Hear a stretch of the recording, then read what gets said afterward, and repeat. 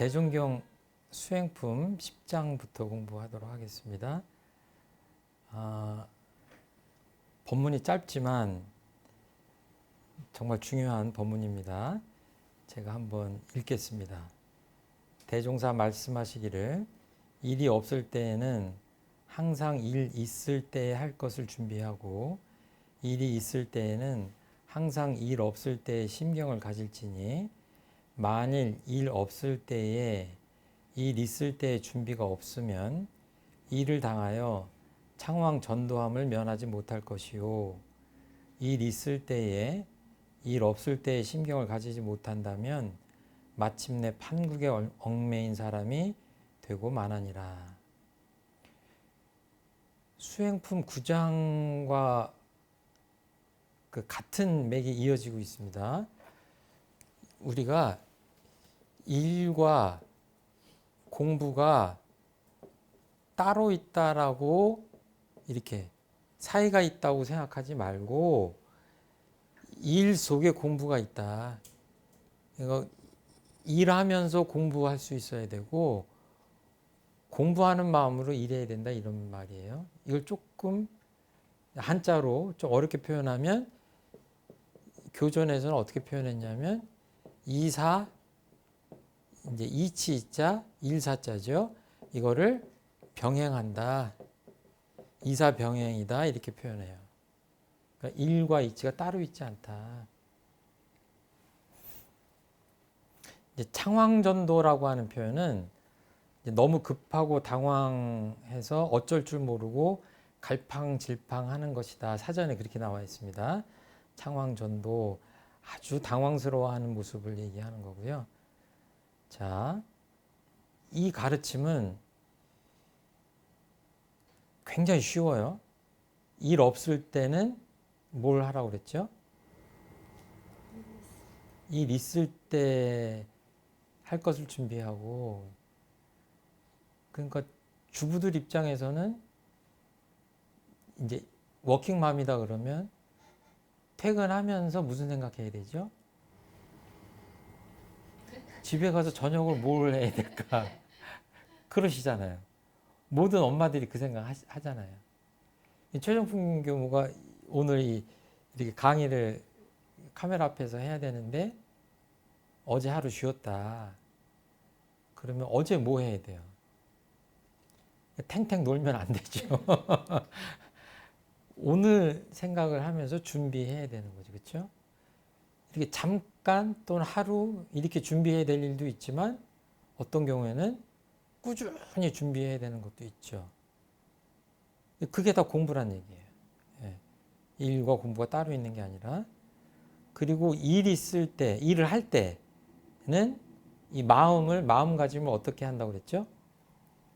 본문에 일 없을 때의 심경을 가진다. 이게 다 아는 얘기예요. 법문이라고 하는 것은 특히 대종사님 법문은 어려운 용어를 빼면 내용을 가만히 보면 다 납득이 되고 고개가 끄덕끄덕해지는 그런 내용들이 많아요. 이거 다 아는 내용이잖아요. 이거 쉽게 좀 더 표현하자면 그 운동선수들이나 군인들한테 어떤 얘기를 하냐면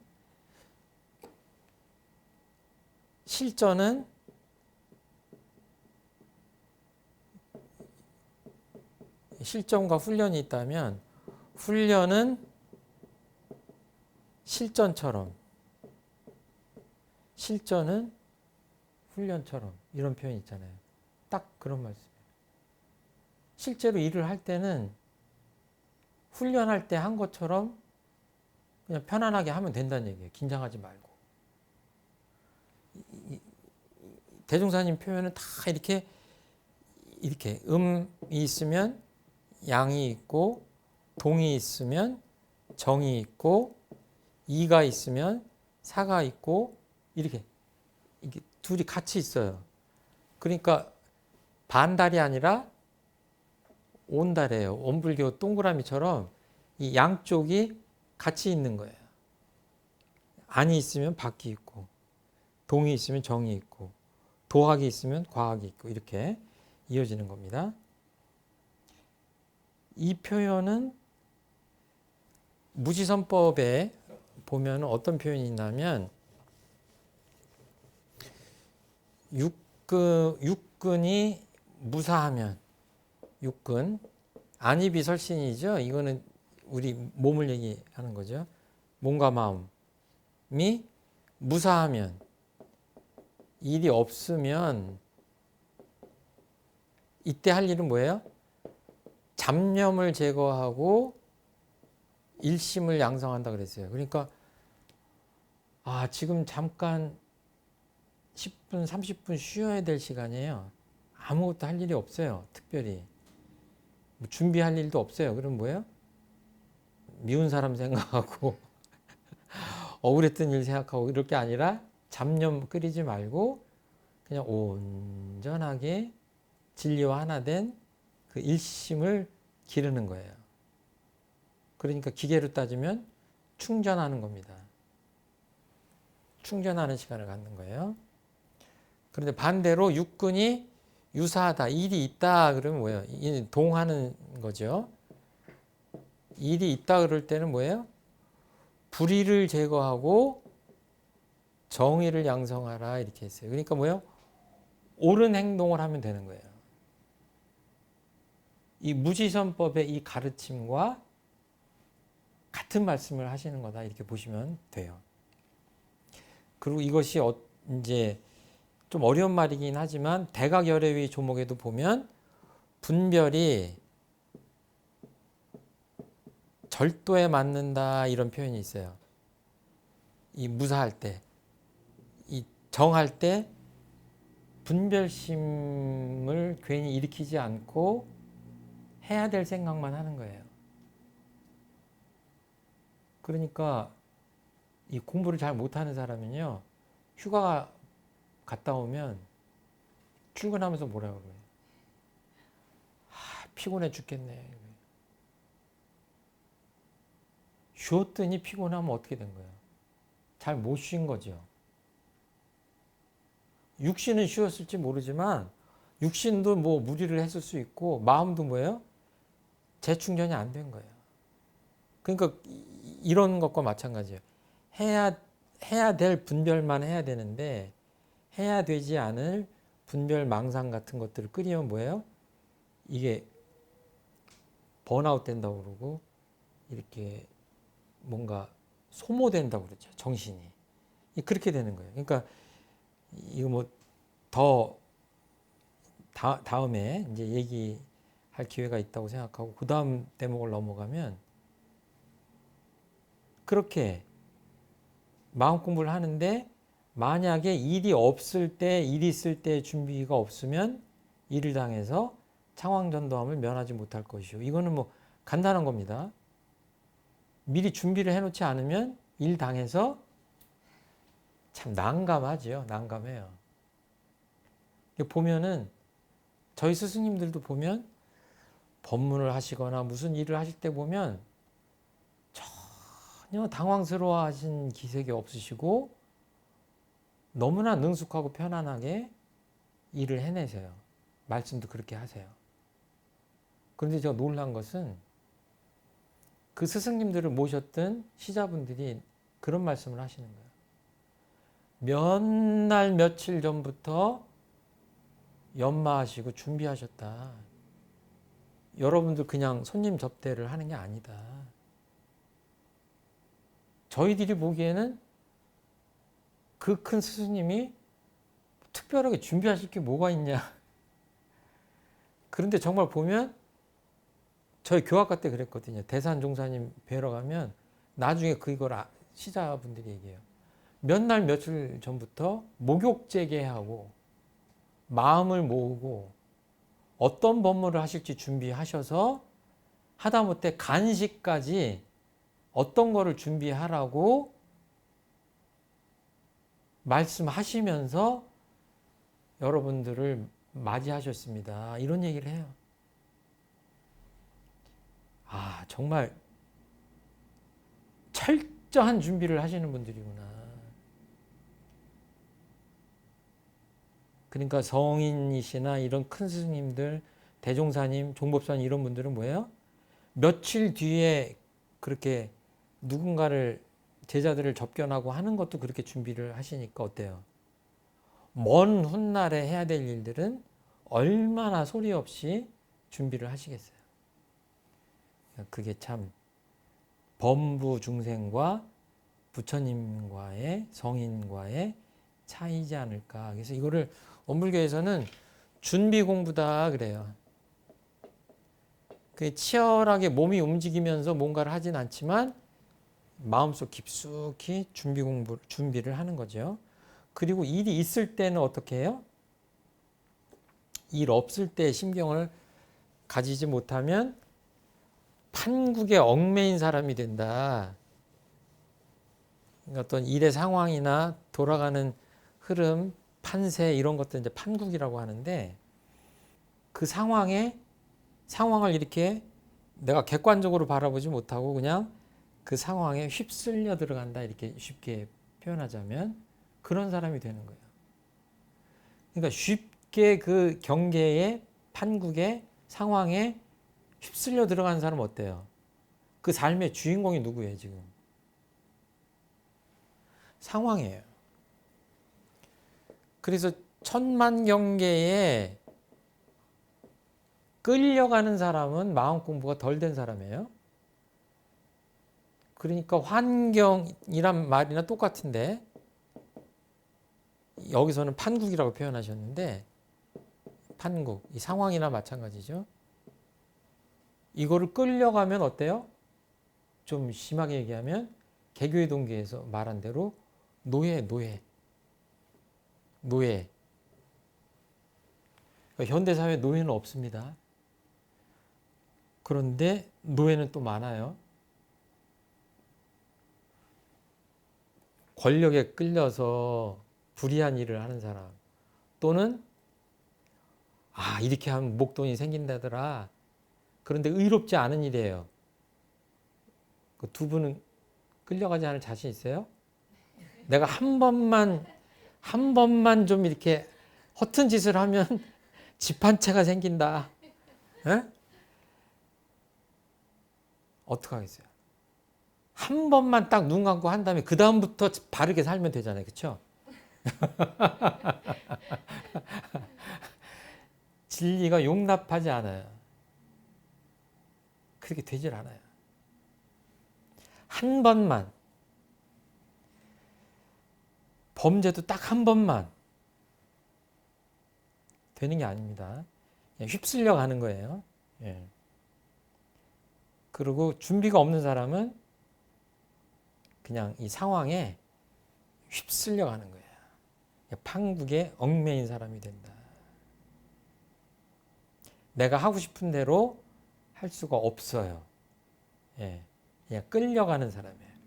환경의 지배를 받는 사람, 천만경계에 끌려가는 사람, 판국에 얽매인 사람이에요. 그러니까 제가 그 스포츠 예화를 많이 쓰는데 정말로 손흥민이 속한 그 팀이 정말 2대0, 3대0으로 지고 있어가지고 어디 뚫고 들어갈 그게 틈이 보이지 않는 그 상황에 있는데 손흥민 선수를 흔히 월드 클래스라고 그러죠. 이거를 극복하는 그 유명한 그 장면들이 있잖아요. 역전을 해내는. 이 상황은요, 이길 수 없는 상황이에요. 손흥민 선수가 직면한 상황은. 근데 어때요? 메시나 손흥민 선수나 이런 선수들 어때요? 이 안에 다 틈이 있어요. 그래서 정말 잘하는 사람이 이 틈을 헤집고 들어가는 거 보면은 그건 뭐예요? 무인지경이라고 사람이 없는 것 같아요.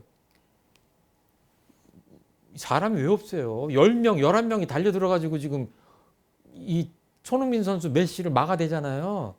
빽빽해요. 그런데 그 사이를 공을 몰면서 차고 들어갈 때 그 슬로우 비디오로 보면은 저도 여러 번 보거든요. 왜 봐요? 축구 게임이 아니라 예술이에요. 그렇게 치열하게 막아 쓰는데도 그 사이사이를 돌파할 때 뭐예요? 무인지경을 달린다고 하잖아요. 오죽하면 골을 먹은 골키퍼도 이 사람들하고 악수해요. 인정하는 거예요. 수비수들도 인정하는 거예요. 이 정도로 막아댔는데도 할 수 없다. 그 실력의 차이가 있는 거예요. 근데 보면은 묘하게 그래요.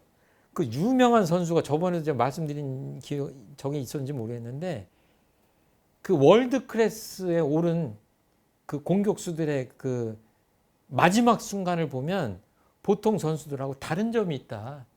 유명한 축구 선수가 그 표현을 해요. 앙리인가 이런. 다른 선수들한테서 느낄 수 없는 그 뭐랄까 여유, 조용함 이런 게 느껴진다고 하는 거예요. 그러니까 뭐예요? 막판에도 여유가 있어요. 잠깐 멈추는 듯해요. 거기에 속는 거예요. 거기에 굴복할 수 없는, 할 수밖에 없는 거예요. 반드시 일로 찰 것 같아라서 골키퍼가 막아서는데 거기서 한 번 더 공을 방향을 바꾸잖아요. 근데 슬로우 비디오를 이렇게 보고 있으면은 그 막판에 그 정적이 느껴져요. 그 김연아 선수 이런 사람들 그 퍼포먼스를 보면 아, 기술을 잘 구사하는구나가 아니라 그 한 단계를 넘어서 뭐예요? 아름다움이 느껴지잖아요. 공중에서 이렇게 돌 때 보면 치열하다고 느껴지는 게 아니라 정지해 있는 듯한 정중동이라고 할까? 그 레벨이 다른 게 느껴지잖아요. 스포츠나 이런 데 그 경지가 있는 거죠. 그 마음 공부도 마찬가지죠. 치열하게 이 천만 경계를 대하고 판국을 운전을 해야 되는데 그것이 그냥 급급해서 허겁지겁하고 창왕전도하고 당황스럽게 그냥 이렇게 하는 게 아니라 아주 차분하게 이거를 지배하는 거죠. 영향을 주면서. 이 사람을 얽매일 수 없는 거죠. 어려운 말로는 응용, 무념한다 이 표현이 있어요. 이거 그러니까 치열하게 심신작용을 하는데 무념무상한 것 같은 거예요. 그 길을 너무 잘 알기 때문에. 그러니까 아까 운동선수 얘기했지만 그 선수들이 이렇게 하는 걸 보면 좀 선수한테 미안한 얘기지만 하나도 안 힘들어 보여요. 메시 선수가 뛰는 걸 보면 그리고 통계를 내면 그 11명 선수 중에 가장 안 뛰는 선수예요. 적게 뛰어요. 근데 골은 누가 넣어요? 수비수들은 누구 따라다녀요? 이 사람 막으려고 몇 명씩 붙잖아요. 경계를 그냥 초월하는 겁니다. 그래서 이 천지보은의 조목에 보면 가장 어떻게 보면 수준이 높은 단계로 응용무념하다라고 하는 금강경의 핵심 메시지예요. 예. 빈 마음으로 이렇게 살아가는 겁니다. 그렇지만 하고자 하는 일은 영락없이 다 해낸다.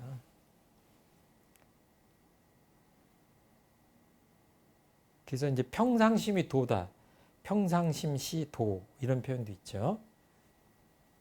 그러니까 일이 잘 되고 안 되는 거는 말을 바꿔보면 일이 없을 때 어떻게 살고 준비하느냐에 달렸다.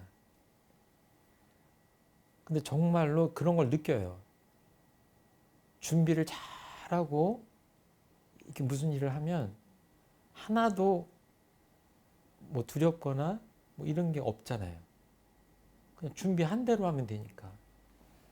근데 준비가 안 되면 마음이 초조하고 아이고 빵꾸 나면 어떨까 뭐 이런 생각이 들잖아요.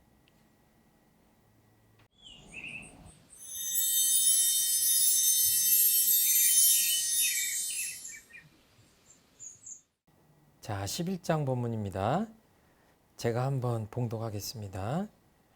회화 시간에 전 음광이 공부인과 비공부인의 다른 점이란 문제로 말하는 가운데 이 공부를 하지 않는 사람들도 어떠한 경우에 이르고 보면 또한 다 사막을 이용하게 되나 그들은 그때 그 일만 지내가면 방심이요 관심이 없기 때문에 평생을 지내도 공부상 아무 진보가 없지만은 우리 공부인은 때의 동정과 일의 유무를 헤아릴 것 없이 이 사막을 공부로 계속하는 까닭에 법대로 꾸준히만 계속한다면 반드시 큰 인격을 완성하게 될 것이라 하는지라.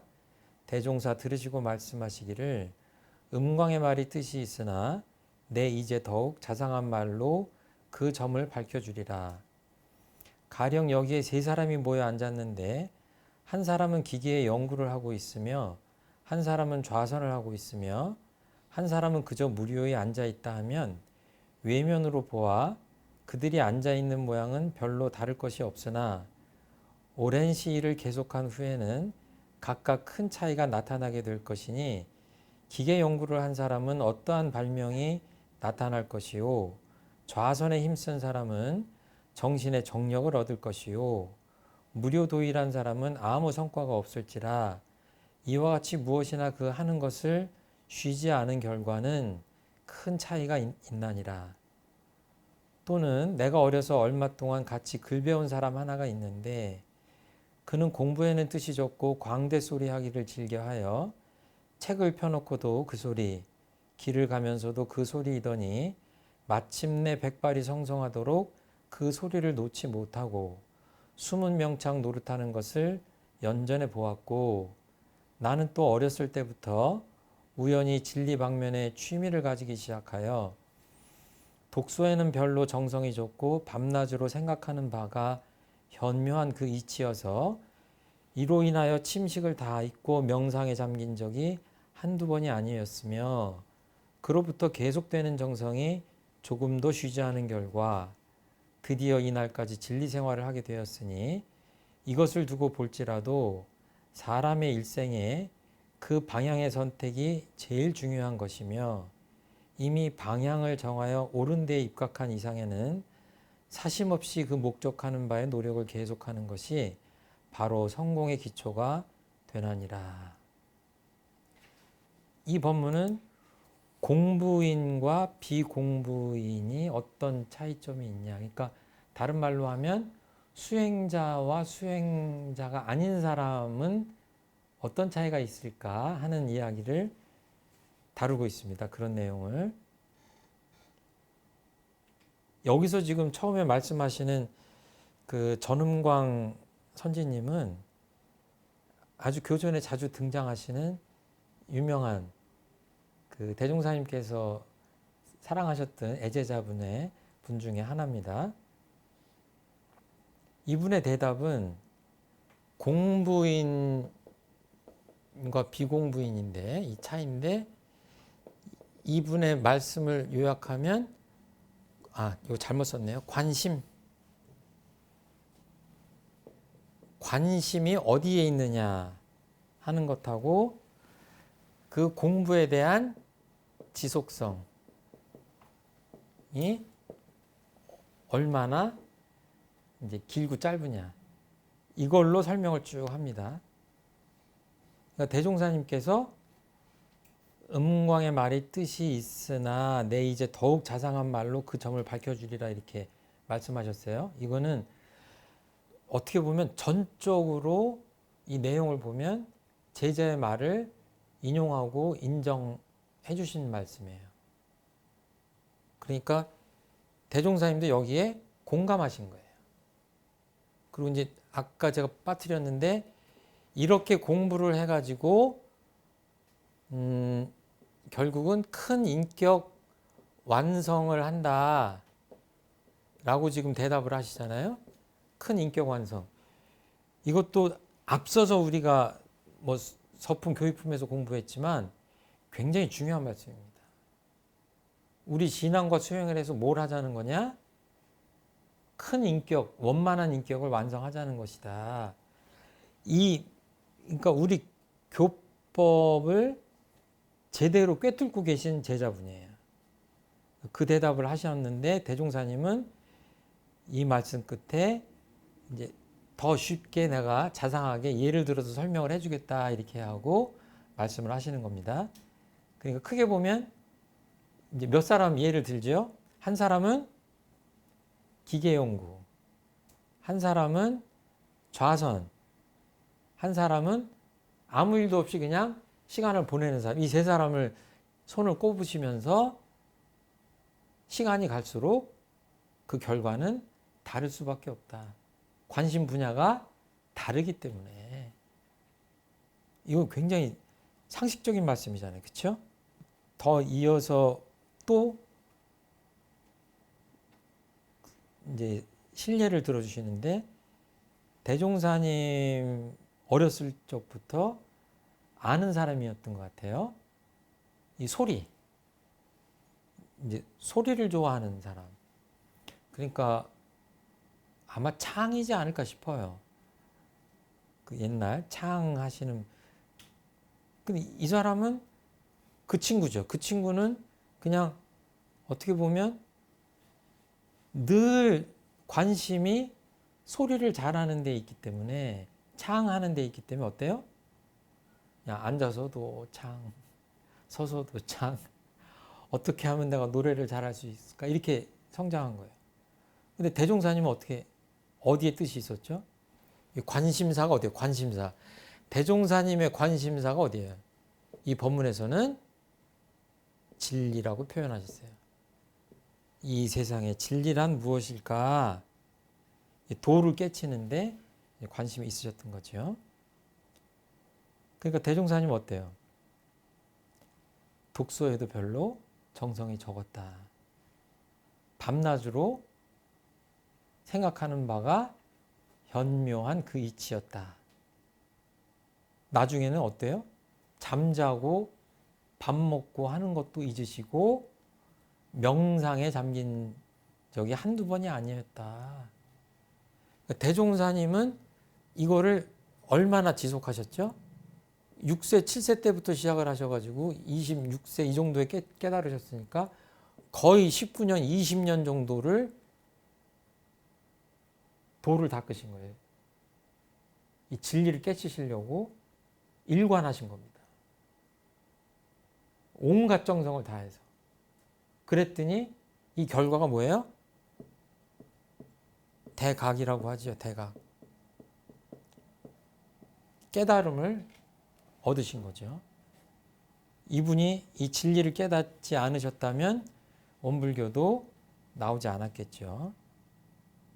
그래서 대종사님께서는 어떤 말씀을 하시냐면 사람의 일생에 어떤 선택이 중요하다?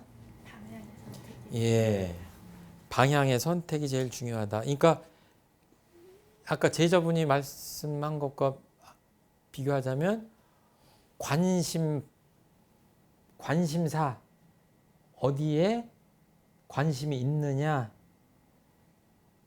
거기에 따라 방향이 달라지기 때문에 이것이 굉장히 중요하다. 굉장히 중요하다고 하신 게 제일 중요하다고 하셨어요. 그리고 그 다음에 이 목적하는 바가 관심사라고 할 수 있는데 그 다음에 중요한 거는 노력을 계속하는 것이다. 얼마나 지속하느냐가 중요하다. 그러니까 이렇게 낙숫물이 바위를 뚫는다는 표현이 있잖아요. 근데 낙숫물이 떨어지면서 이 바위가 언제 뚫어지나. 두 번째 또 떨어지면서 아직도 안 뚫어지네.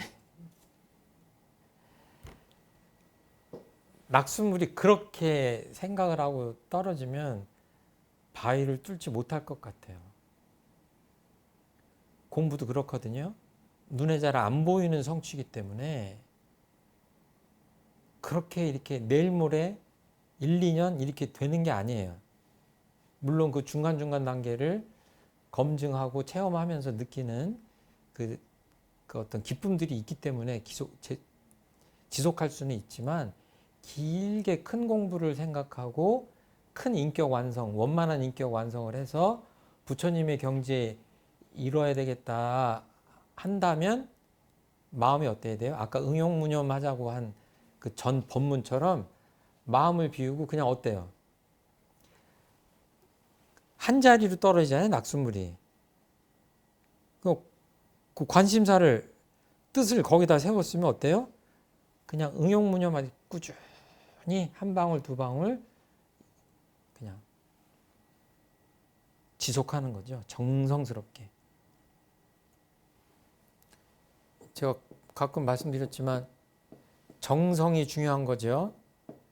지속한다고 하는 것은 신분의성, 그 진행사주 중에 신분의성 맨 끝에 이것이 없으면 안 이루어지는 거죠. 여러분 다 아시는 바와 같이 이 글은 어떻게 이루어졌죠? 말씀언과 이룰 성자로 이루어졌어요. 주변에 보면 이게 신용하고도 연결됩니다. 내가 이렇게 해줄게. 말은 했는데 안 해요. 이러면 이제 신용 없는 사람이에요. 근데 이건 상대가 있을 경우 상대가 없이 내가 이거를 내가 1년을 해서 해내겠다라고 말을 했어요. 나 자신한테. 그런데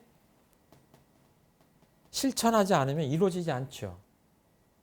이거는 이제 정성의 문제입니다. 이뤄내는 힘이 있어야 돼요. 그래서 보면 우리 사막이 정신수양, 사리연구, 작업주사 이 세 가지로 이루어졌잖아요. 거기에 보면 이 공부를 오래오래 계속하면 이 사막에 세 번 똑같이 표현이 돼요. 오래오래 계속한다는 표현이. 그러니까 어떻게 하면 돼요? 그냥 정성스럽게 방향을 잘 정했다고 하면 정성스럽게 하는 게 중요하다. 그것이 대종사님이 어떻게 표현하셨냐면 성공의 기초가 된다. 그러니까 방향을 잘 잡는다고 하는 것은 공부기를 잘 잡는다는 것하고 마찬가지고, 그 다음에 성공할 수 있느냐 없느냐는 그 사람이 얼마나 정성스럽게 지속할 수 있느냐 없느냐의 문제죠. 그러니까 어른들도 다 알잖아요. 아이들 공부하는 거 보면 저 아이가 동기부여가 잘 됐는지, 그리고 바른 방향으로 공부를 하고 있는지 눈에 보이잖아요, 어른들은. 그리고 어떨 때 공부 못하는 녀석들은 그냥 하루 이틀 날 새서 하다가 한 일주일 또 풀어져가지고 그냥 널브러지고 그러잖아요. 그 지속성이 없는 거죠. 공부 잘하는 학생들은 꾸준히 하잖아요. 공부도 똑같습니다. 진리란 이치라는 것은 똑같기 때문에. 대종사님이 전광이라는 제자가 대답한 거에 이어서 당신 체험도 얘기를 해주시고 몇 가지 예화도 들어서 설명을 해주시고 지금 그런 대목이에요. 그리고 이제 지속적으로 뭔가를 노력을 계속하라고 하셨는데, 그거를 이제 좀 더 잘 챙기려면 원불교에서 유념 공부라고 하죠. 유념. 여러 가지를 한꺼번에 다 잘하려고 하면 잘 안 되니까 내가 경전 공부를 너무 소홀히 했다 그러면 하루에 내가 한 페이지라도 경전을 봉독하겠다, 이런 식으로 정해서 그거를 체크하는 거죠. 점검하는 거예요. 그런 식으로 이렇게 유념 공부를 하다 보면 정성 없는 사람이, 정성심이 좀 부족한 사람이 정성심을 키우는데 굉장한 도움이 됩니다. 그래서 다른 건 몰라도 반드시 원불교 공부인이라면 이 유념 조목이 하나 있어야 된다. 그거는 뭐냐? 내가 공부 중에서도 특별히 어디에 관심을 갖고 노력하는 바가 있어야 된다. 유념 공부는 꼭 이 법문하고 이어서 이렇게 연계해서 공부하시면 좋겠다 하는 말씀을 드립니다.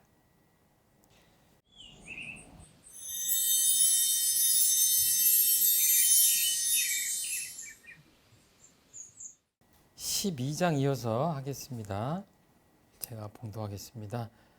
대종사 말씀하시기를 선종의 많은 조사가 선에 대한 천만 방편과 천만 물로를 열어 놓았으나 한말로 통합하여 말하자면 망념을 쉬고 진성을 길러서 오직 공적 영지가 앞에 나타나게 하자는 것이 선이니 그러므로 적적한 가운데 성성함은 옳고 적적한 가운데 무기는 그르며 또는 성성한 가운데 적적함은 옳고 성성한 가운데 망상은 그르다 하는 말씀이 선의 강령이 되나니라.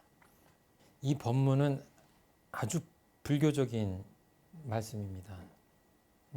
여기 등장하는 공적 영지, 적적 성성, 성성 적적 이런 표현들은 그냥 좀 한자 말이긴 하지만 꼭 마음에 새기셨으면 좋겠다 하는 말씀을 드립니다. 선종의 많은 조사가 우리 흔히 알고 있는 그 불교의 달마 대사님, 그분은 여기 조사라고 그랬는데 선종의 많은 조사 중에 속할까요? 안 속할까요? 속하죠. 예. 요거 이제 상식적으로 알아두시면 좋은데 다 제가 설명드릴 수는 없는데 불교는 처음부터 무슨 상좌부 뭐 대중부 뭐 이래가지고 갈리기 시작해요. 소승 대승으로 갈리고 그 다음에 뭐 교종 선종 또 뭐 밀교 뭐 이러면서 여러 가지로 갈립니다. 여기서 지금 선종의 많은 조사가 그랬는데 이 선종이라고 하면 이거는 좀 이제 중국적으로 넘어오면서 이 선종이 더 발달했다고 볼 수가 있는데 유명한 이 선종의 조사라고 하면은 원불교로 따지자면 대종사님이 부처님이다 그러면 정산종사님 그 다음에 대산종사님이 조사이신 셈이에요. 그러니까 이렇게 종의 어떤 우리도 얘기하면 무슨 조계종, 천태종 한국 종교 불교에만 해도 한 30종이 30개 이상 막 60개까지 있거든요. 그러면 좀 그거를 좀 다르게 평가할 수도 있지만 그냥 좀 넓게 평가하자면 그 종들을 열으신 분들이 다 조사라고 보면 돼요. 근데 역사 좀 초기 불교로 올라가서 그때 초기에 조사라고 하시는 분들은 선종 중심으로 보자면 인도의 대종사님 아니 석가모니 부처님이 그 부처님 불교를 만드신 교조시라면 그 일대 조사가 있을 거 아니에요? 이 법을 해명을 이어받는 많이 들어보셨을 거예요. 누굴 것 같아요? 수제자. 가섭존자예요. 그럼 2대 조사는 누구냐? 안한. 이렇게 해서 쭉 내려가요. 이분들은 이제 석가모니 부처님 직접 가르치신 분이죠. 근데 이렇게 쭉 이어갔다라고 전통적으로 표현하는데 거기에 28조사가 있는 거예요. 쭉. 석가모니 부처님의 법맥을 잇는 마스터가 28명이 쭉 세월을 두고 옵니다. 이 28번째 마스터가 누구겠어요? 그분이 달마대사예요. 그 달마가 서쪽으로 온 까닭은 그러든가 동쪽으로 온 까닭은 그 달마 설에이 달마가 서쪽에서 동쪽으로 온 까닭은 무엇이냐 그랬을 때 뭐예요? 인도 사람이에요. 28번째 해명을 그 불의를 딱 해명을 이은 분이 달마대사예요. 이분이 중국으로 넘어오신 거예요. 그래서 달마대사의 그 법맥을 이으신 분은 누구예요? 그 유명한 일화가 있잖아요. 그 달마대사 9년 동안 면벽을 하고 있는데 어떤 스님이 찾아가가지고 수행자가 찾아가가지고 응? 만나달라고 안 만나주고 꿈쩍도 하고 벽만 보고 있으니까 이래도 안 볼래냐 그러고 팔을 끊었다고 그러잖아요. 그게 내려오는 전설 같은 얘기인데 뭐 제가 알 수는 없어요. 그래서 해가 단비, 어깨를 끊었다라는 표현이 나와요. 눈이 수북히 쌓이는데 밤을 새워서 달마대사한테 법을 구하는 거예요. 근데 꿈쩍도 안 하고 그냥 너무 그러니까 그냥 이렇게도 안 만나 줄 거냐 그러고 칼로 몸에다 손을 대고 막 이런 지경까지 가니까 그때 가서 달마대사가 너 도대체 왜 그러냐? 그랬더니 법을 구하고 싶다고 뭐가 그렇게 궁금하냐? 마음을 좀 알고 싶습니다. 이제 그렇게 한 거예요. 이게 다 널리 아는 일화인데, 그럼 내일 아침까지 돌아가서 네가 이렇게 마음이 괴롭다고 그러는데 괴로운 마음을 다시 나한테 갖고 와봐라. 그렇게 대답을 한 거예요. 그 해가가 돌아와서 괴로운 마음을 찾는 거죠. 그 말씀 때문에 깨달음을 얻었다고 그래요. 그런 식으로 이렇게 문답하는 거를 전문답이라고 그래요. 그래서 여기서는 또 해가 스님 또 이렇게 해서 뭐 승찬, 도신, 오조, 홍인, 육조, 해능대사, 육조단경 쓰셨다고 하는 분이 뭐예요? 해능 스님이에요. 육조라고 할 때 이게 조자예요. 그러니까 뭐예요? 이 28명과 중국의 6명의 유명한 조사를 합쳐서 33조사라고 그래요. 그럼 산수가 틀렸죠. 28명하고 6명하고 합치면 34명이 돼야 되잖아요. 근데 왜 33조사라고 그래요? 아까 답을 말씀드렸잖아요. 달마대사는 여기 마지막 조사고 중국으로 와서의 초조달마, 첫 번째 마스터예요. 그러니까 뭐예요? 한 사람 빼야 돼요. 겹쳤으니까. 그래서 인도 불교가 중국 불교로 와서 선불교로 꽃을 피우는 거예요. 그러니까 크게 보면 대한민국의 종교 불교들은 거의 대승불교 쪽에서도 조계종 중심의 선, 그리고 그 중에서도 간화선 중심의 수많은 불교 갈래 중에서 이제 그렇게 흘러가는 거죠.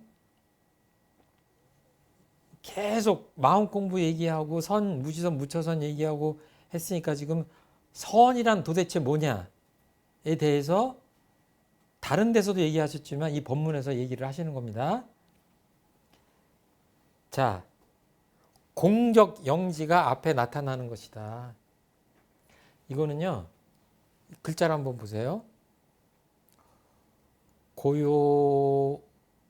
텅 비어서 고요한 가운데 신령스러운 아르마리. 이건 이 지자는 이 밑에다 이걸 써서 지혜 지자를 쓰기도 해요. 아르마리라고 하기도 하고. 그러니까 그냥 아르마리가 아니라 텅 비고 고요한 가운데 그냥 아르마리가 아니라 신령스러운 아르마리예요. 그러니까 이거는 보통 사람이 잘 가늠하기가 쉽지 않아요. 내가 지금 공적 영지가 나한테 있나 없나 판단하기 쉽지 않아요.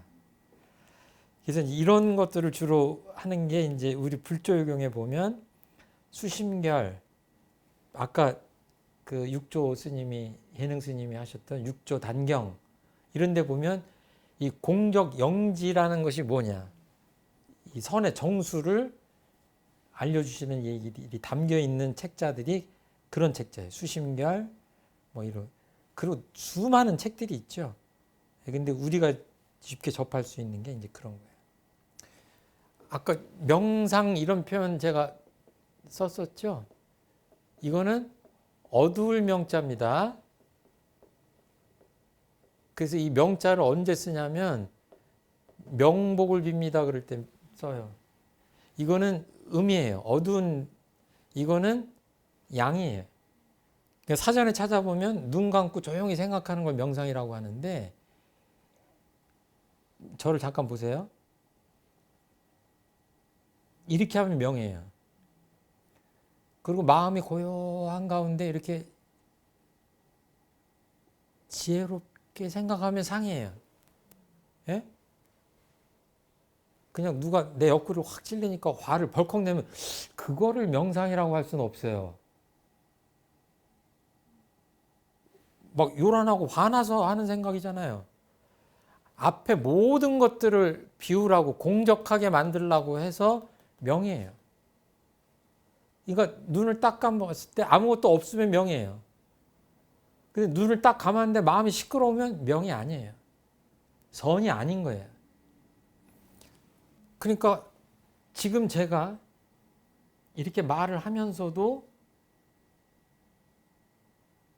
말을 하기 때문에 공적 영지가 다른 곳에 있을 수도 있고 그냥 이 자리에 내 눈앞에 있을 수도 있고 그런 거예요. 공적 영지라고 하는 것은. 근데 그것들을 가늠하는 건 뭐냐면 내가 텅 비워서 마음이 고요하냐 고요하지 않냐. 그리고 이 아르말이라는 것이 그냥 내가 참고서를 외워서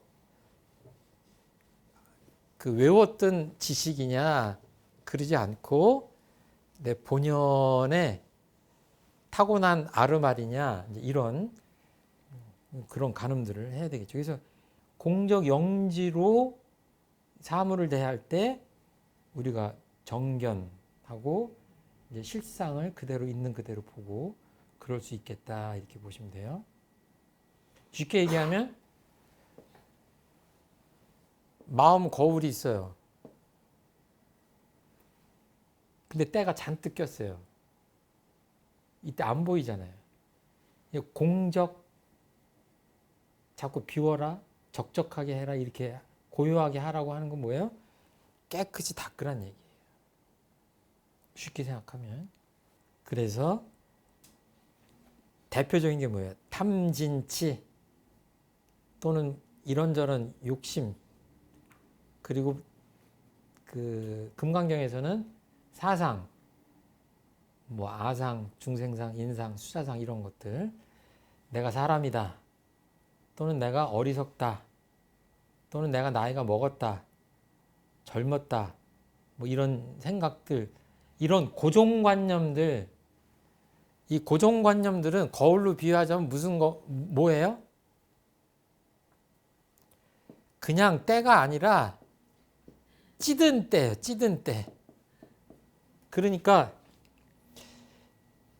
이 거울을 닦으라고 했는데 애들한테 시키면 다 닦았냐? 그럼 예, 다 닦았어요. 선생님 와서 봐주세요. 선생님이 보면 뿌해. 그리고 찌든 때가 그대로 있는 거예요. 근데 아이들한테는 찌든 때가 뭔지 몰라요. 그러니까 야, 내가 정말 마음 비우고 하는 얘기다. 응? 그 정치인들이 그러잖아요. 저는 다 마음을 비웠습니다. 다 내려놨습니다. 웬걸 마음을 제대로 못 비우면 어떤 사태가 벌어집니까? 비워지 못한 상태를 알아차리지 못해요. 제 말이 맞죠? 다 비워보지 않았는데 어떻게 근데 그거는 상대방 말이 맞는지 틀리는지는 어떻게 알아요? 너도 찌든 때가 있고 내 마음에도 찌든 때가 두 사람이 만나서 서로 마음을 비웠다고 그러면 어떻게 지금 증명해야 돼요? 정말로 투명하게 비운 분들이 부처님이나 성현이나 아까 말씀한 그 조사들 이런 분들이에요. 그러니까 우리가 그렇게 비울 수 없다는 얘기가 아니라 비우지 못한 단계라면 그런 스승님들이라는 거울을 마주 보고 야 너는 다 비웠다고 하지만 아직 덜 비운 것 같다 이런 잔소리도 듣고 그렇게 하면 비워지는 게 아니다 라는 그 야단도 좀 맞고 그렇게 공부기를 잡고 열심히 닦고 해야 된다는 얘기예요. 돈 벌고 명예를 구하고 자식을 키우고 직장 생활하고 하면서 내 눈앞에 뭔가 있죠. 그때 뭐가 있어야 돼요? 공적 영지가 있어야 되는 거예요. 무지선 무처선이니까 좌선하고 그 고요한 법당에서 좌선할 때만 공적 영지를 구하는 게 아니라 언제 어디서나 공적 영지가 나와 함께 있지 않으면 어떤 일을 저지를 수 있지 모른다. 그렇게 생각하셔야 돼요. 그리고 이제 대종사님께서 어떻게 표현하시냐면 적적한 가운데 성성하면 옳다. 이건 고요한 적자예요. 적적한 가운데 성성하다. 이건 깨어있고 별이 빛난다라는 그런 표현하고 맞닿아 있어요. 근데 요 마음 심자가 있죠. 비유하여 말하자면 아주 맑은 구름 한 점 없는 까만 가을밤에 별이 초롱초롱한 거예요. 윤동주 시인이 바람에 씻기운다 이런 보고 있으면 옛날에 어렸을 때 보면 바람에 흔들리는 것 같잖아요. 과학적으로 뭐 산란 아주 또렷하게. 이 반대말은 뭐예요? 혼침해요. 그냥 마음이 혼탁해가지고 그냥 탁한 거예요. 혼탁하고 혼침. 잠이 덜 깬 상태. 각성한다고 그럴 때 이 성자 쓰죠. 별이 초롱초롱한 것처럼 마음과 정신이 그렇게 고요하고 텅 비고 그런 가운데 신령스럽게 빛나는 거예요. 그런 상태예요. 근데 어떤 사람들은 공부를 잘못하면 마음이 적적하다고 하는데 우울하고 칙칙하고 뭔가 구분이 안 돼요. 이걸 뭐라고 표현했냐면 이 교전에서도 썼지만 무기 이 쓴다는 기록한다는 기자인데 그냥 이것저것 구분이 안 되고 흐리멍텅한 상태예요. 쉽게 표현하면. 그건 선이 아니다 이거예요. 적적하기만 하면 안 된다 이거예요. 성성해야 된다 이거예요. 그리고 또 중생들은 성성하라고 그랬더니 막 도파민이 뿜뿜해가지고 마음이 요란한 거야. 그럼 뭐예요? 초롱초롱하긴 한데 마음이 적적하지가 않은 거예요. 그러니까 뭐예요? 그렇게 고요한 가운데 지혜가 빛나는 거예요. 근데 그 깊이는 알 수 없어요. 부처님이 어느 경지에 가셨는지. 그렇지만 우리가 가면 체험할 수 있다. 그러니까 조금 쉽게 표현하자면 공부를 좀 했다 그러는데 뭐 세상에 옳고 그런 게 어디 있고 뭐 좋고 나쁜 게 어디 있고 이러면서 그냥 적적한 게 좋지 이렇게 얘기하는 사람들이 있어요. 정말 그렇게 해서 생활이 될까요? 그냥 그 무분별의 상태로 될까요? 그렇지 않아요. 그리고 어떤 사람은 조그만 것에서도 엄청나게 분별을 하면서 하는데 그 사람하고 마주하면 뭐예요? 그 사람은 늘 옳고 그르고 싫고 좋고 막 정의 불이 따지고 하는데 보고 있으면 보는 내가 다 마음이 심란하고 요란해. 시끄러워 마음이. 안정되어 있지 않고. 그 사람은 뭐예요? 굳이 얘기하자면 성성함 쪽에 치우친 사람이에요. 이 둘의 장점을 잘 섞어야 돼. 이 짧지만 공적 영지라고 하는 것이 늘 나와 함께 하고 있다라고 믿으셔야 되고 잘 그것을 체험하지 못하겠다고 하면 수행을 통해서 그렇게 만드는 것이 그렇게 하는 것이 마음 공부,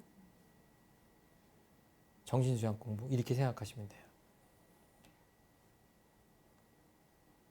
이제 정신수양공부만 아니라 사막이 다 병진돼야 이 경지에 갈 수 있어요. 근데 이제 어렵게만 생각하지 마시고 원래의 공적 영지라는 것이 우주 안에 가득한 것이고 당연히 가장 최령한 동물인 인간, 만물의 영장인 인간이 그 공적 영지를 타고났다 이렇게 보시면 되고 내가 마음을 괜히 요란하게 만들고 어리석게 만들고 그냥 불의한 일을 해서 잘못하지 않고 그러지 않다면 쉽게 공적 영지가 앞에 나타나는 것이다 라고 봐야 되고 더 쉽게 얘기하자면 공적 영지가 없고 나에게 없고 발휘하지 못했으면 저나 여기 계신 분들이 여기 앉아 있을 수가 없다. 우리가 살아가는 일상생활 모든 것들 안에는 공적 영지가 발현되고 있다. 정도의 차이와 순수성의 차이, 순도의 차이는 있을지언정 공적 영지의 발현 때문에 우리가 듣고 보고 말하고 이렇게 행주자와 어묵동정 간에 큰 잘못된 일을 하지 않고 살 수 있는 것이다. 이렇게 좀 긍정적으로 생각하셔도 좋을 것 같다.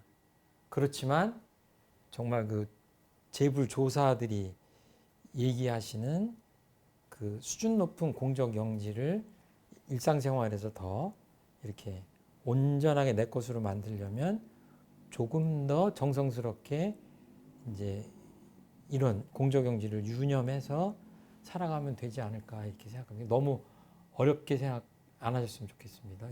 나중에 그 아까 말씀드린 수심결이나 뭐 육조단결 이런 거 보면 굉장히 쉽게 얘기하셨어요. 말은 어렵지만 내용은 그렇게 어렵지 않다. 지금 우리한테 공적 영지가 함께 하고 있다 내 안에 이렇게 보시는 것이 좋을 것 같아요. 여기까지 하겠습니다. 네, 감사합니다.